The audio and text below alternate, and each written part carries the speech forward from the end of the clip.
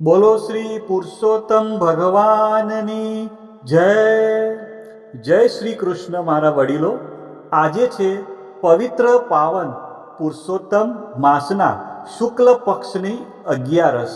તો આ સુદ 11ના શુભ દિને માણીએ પુરુષોત્તમ માસની મહાત્મય કથાનો 11મો અધ્યાય અને વણિકની વાર્તા, અને સાથે સાથે કમલા એકાદશી, જેને પદ્મિની એકાદશીના નામે પણ ઓળખવામાં આવે છે, તેની આપણે કથા વાર્તા અને વિધિ આપણે સંપૂર્ણ સાંભળીશું.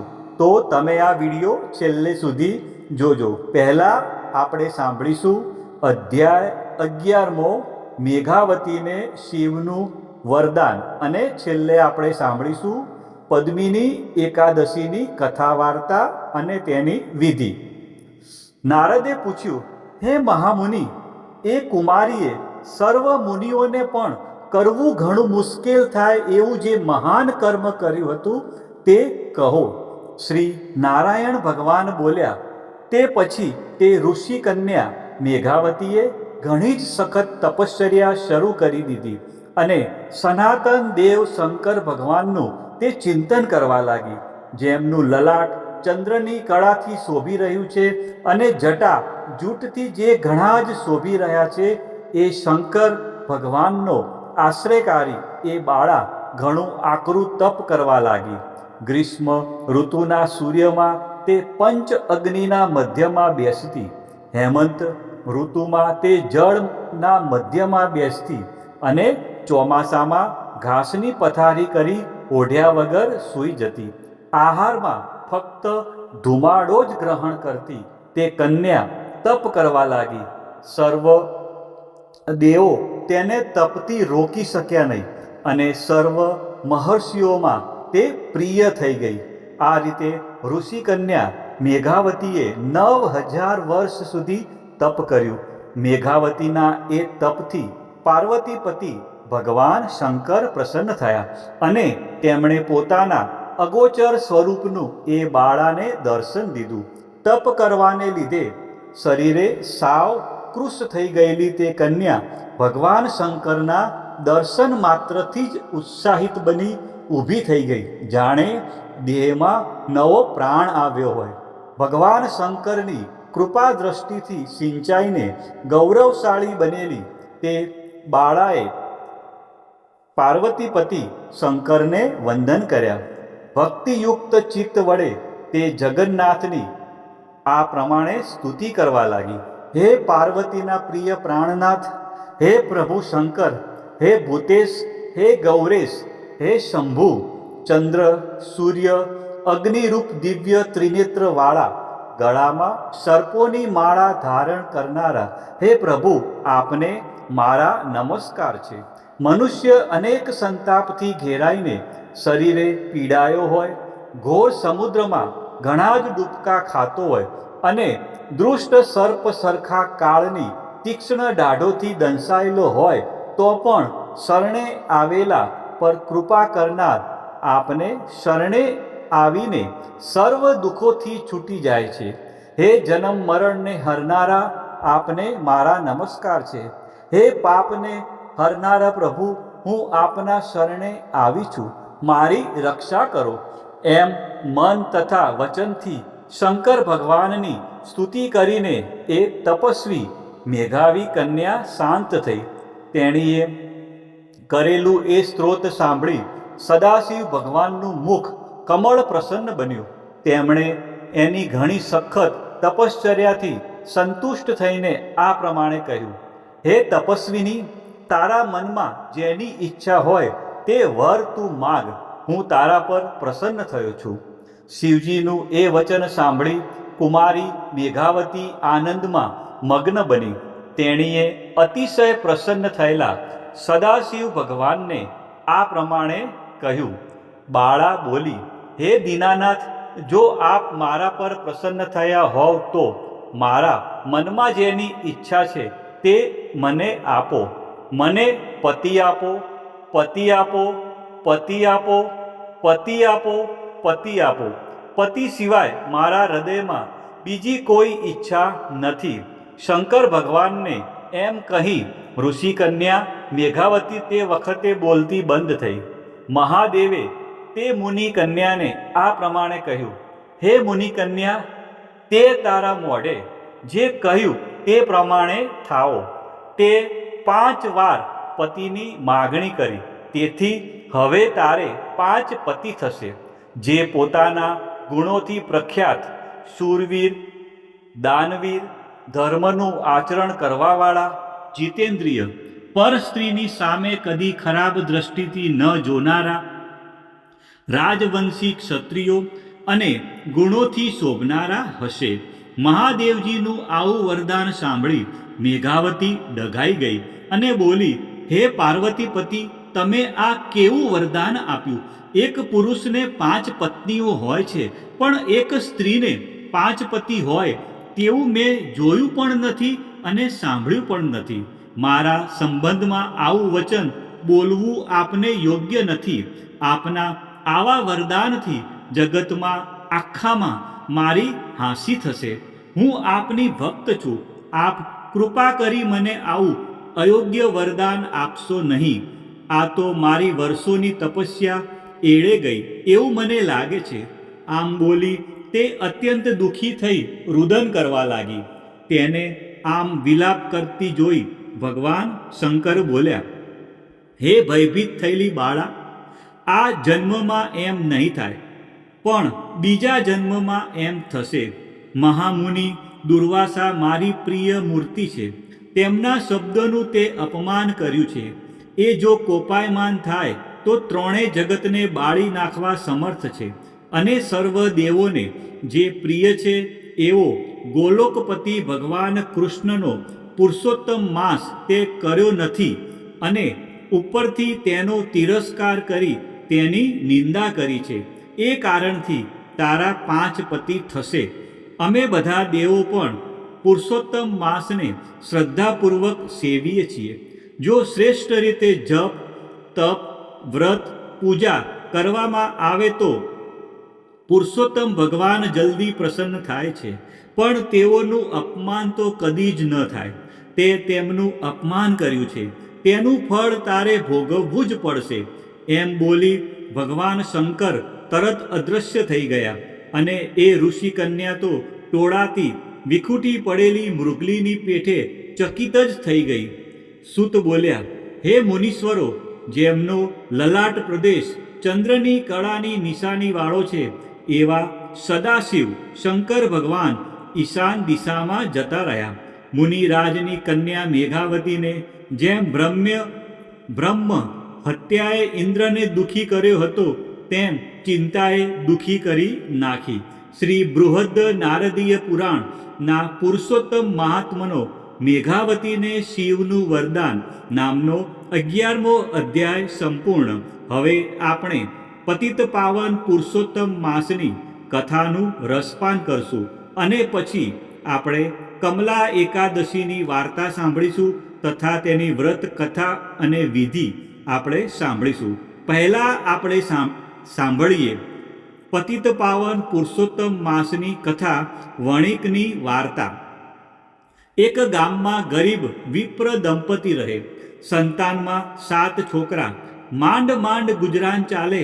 એક સાંધે ત્યાં તેર તૂટે એવી જોરદાર ગરીબી. એકવાર ગામમાં એક મહાત્મા આવ્યા. બ્રાહ્મણની ગરીબી જોઈને તેમનું દિલ દ્રવી ઉઠ્યું, અને તેના ઉપાય તરીકે તેને પૂર્ણ શ્રદ્ધાથી પુરુષોત્તમ માસનું વ્રત કરવા કહ્યું. પાવન પુરુષોત્તમ માસ આવતા બ્રાહ્મણીએ વ્રતનો સંકલ્પ કર્યો. પડોશમાં એક વણિક રહેતો હતો. ચમડી તૂટે પણ દમડી ન તૂટે એવો મહાકંજૂસ, ક્યારેય દાન ધર્મ કરે નહીં. સંતાનમાં એને 7 દીકરી, પણ દીકરો એકેય નહીં. પુરુષોત્તમ મહિનામાં લોકોને વ્રત કરતા જોઈ વણિકે પણ વિચાર કર્યો કે મારી પત્ની ગર્ભવતી છે. લાવને હુંય આ વ્રત કરું, કદાચ પ્રભુ દયા કરીને આ વખતે મને દીકરો આપે. વણિકે પણ વ્રત શરૂ કર્યું. એ પણ બ્રાહ્મણી સાથે નદીએ નાહવા જવા લાગ્યો. ત્યાં સ્નાન કરે, વાર્તા સાંભળે. પણ જ્યાં દાન દક્ષિણા આપવાની વાત આવે ત્યાં આડું જોઈ જાય. કદી કોઈને કશું આપ્યું ન હતું એટલે પાઈ પૈસો આપતા જીવ ન ચાલે.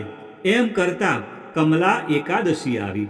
રાત્રે શેઠને પુરુષોત્તમ પ્રભુએ દર્શન દીધા અને કહ્યું કે, હે વણિક, જીવનમાં તે કોઈ પુણ્યનું કામ કર્યું નથી. તે કદી ભૂખ્યાને અન્ન અને તરસ્યાને પાણી આપ્યું નથી. તારી પાસે આટલી અઢળક સંપત્તિ હોવા છતાં તે કદી પાઈનું દાન કર્યું નથી. પછી ભગવાનની કૃપા તારા ઉપર ક્યાંથી આવે? પણ હે શેઠ, ભલે સ્વાર્થવશ પણ તે મારું વ્રત કર્યું છે, તેથી હું તારા ઉપર પ્રસન્ન થયો છું અને તને પુત્ર પ્રાપ્ત થશે. પરંતુ તારે મારી એક વાત માનવી પડશે. તારા એ પુત્રના ભારોભાર સુવર્ણ દાન તારી પડોશમાં રહેતા દરિદ્ર બ્રાહ્મણને કરજે અને એના દરિદ્રને ટાળજે. આ પ્રમાણે કરીશ તો મારી કૃપા તારા ઉપર સદાયને માટે રહેશે. સપનામાં દર્શન આપીને પ્રભુ અંતર ધ્યાન થઈ ગયા. પ્રભુના દર્શનથી શેઠના સર્વ પાપ બળી ગયા. સૂર્યોદય થતાં જ દાયણે પુત્ર જન્મના સમાચાર આપ્યા. શેઠે એને મોં માગ્યું ઇનામ આપ્યું અને દિલ ખોલીને ગરીબોને દાન દીધા. પ્રથમ પ્રહરે જ ગરીબ બ્રાહ્મણને બોલાવ્યો અને પુત્રના વજન જેટલી સોના મોહરોનું દાન કર્યું. બ્રાહ્મણનું દરિદ્ર ટળી ગયું. આખી જિંદગી બેઠા બેઠા ખાય તો પણ ન ખૂટે એટલું ધન બ્રાહ્મણને મળ્યું. બ્રાહ્મણીએ અને શેઠ શેઠાણીએ આ જીવન પુરુષોત્તમ વ્રત કરવાનો સંકલ્પ કર્યો. હે પૂર્ણ પુરુષોત્તમ પ્રભુ, તમે જેવા બ્રાહ્મણી અને શેઠ શેઠાણીને ફળ્યા એવા વ્રત કરનાર સૌને ફળજો. હવે આપણે પદ્મિની એટલે કે કમલા એકાદશીની વાર્તા સાંભળીશું. ધર્મરાજા આગળ ભગવાન શ્રી કૃષ્ણ કહે છે કે હવે દર 3 વર્ષે આવતા અધિક માસની બંને એકાદશીના મહાત્મો કહી સંભળાવું છું. પવિત્ર અધિક માસની શુક્લ એકાદશીનું નામ પદ્મિની છે. આખો માસ વ્રત કરનારે આ એકાદશીનું વ્રત અવશ્ય કરવું જોઈએ.